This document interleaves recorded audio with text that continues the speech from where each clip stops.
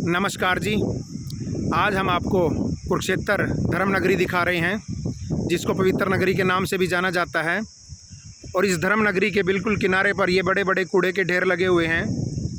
इन कूड़े के ढेरों में लगभग 8-10 दिन से आग लगी हुई है और इस आग का धुआं आसपास के सभी इलाकों में फैला हुआ है। जैसा कि आप तस्वीरों में देख पा रहे हो, ये पूरा वातावरण में धुआं ही धुआं फैला हुआ है। इस धुएं की वजह से आसपास का सारा वातावरण ख़राब हुआ है। पीछे 3-4 गांव पड़ते हैं, उन गांवों तक ये धुआं जा रहा है, जिससे बच्चों और बुज़ुर्गों को सांस लेने में काफ़ी दिक्कतें हो रही हैं। और पीछे जितने भी आपको आसपास खेत दिखाई दे रहे हैं, इन खेतों की भी फसलें इस कूड़े और धुएं की वजह से ख़राब होती हैं। यहाँ फसलों का भी काफ़ी नुकसान होता है। अगर हम आपको इस तरफ लेके जाएँ तो आप ये जो इस तरफ देख रहे हैं, इस कूड़े के ढेर के बिल्कुल पीछे आपको यहाँ पे चिड़ियाघर है। और चिड़ियाघर में जितने भी जानवर रहते हैं सभी इस धुएं का शिकार हैं, सभी जानवर बीमार हो रहे हैं। और ये आप ऊपर अगर थोड़ा देखोगे तो ये सभी सफ़ेदे, लगभग सैकड़ों की संख्या में ये सफ़ेदे हैं। ये इस प्रदूषण की वजह से, कूड़े की वजह से ये सभी सूख चुके हैं।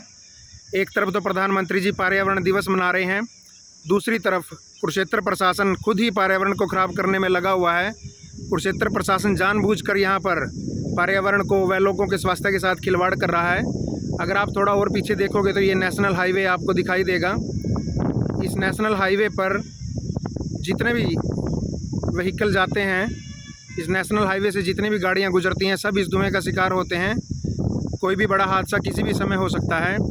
और इससे भी बड़ी दुख की बात यह है साथियों, नेशनल हाईवे के बिल्कुल साथ साथ पवित्र नदी सरस्वती नदी बह रही है, जिसका शास्त्रों में भी प्रमाण है, जिसकी सभी लोग पूजा करते हैं। उसकी पवित्रता को ये कुरुक्षेत्र प्रशासन लगातार खंड किए जा रहा है।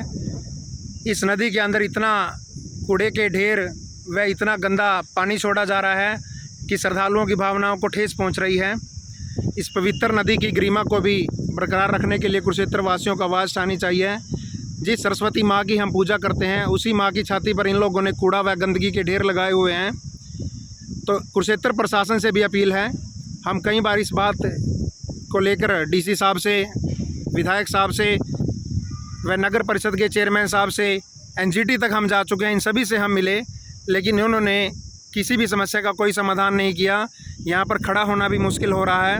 हम आपको बता दें कि कुरुक्षेत्र वासी, अगर हम इस समस्या के लिए आवाज़ नहीं उठाएंगे तो आने वाले समय में हमारे आसपास के इलाकों में बीमारियाँ फैल जाएंगी, हमारी ज़मीनों में फसलें बर्बाद होनी शुरू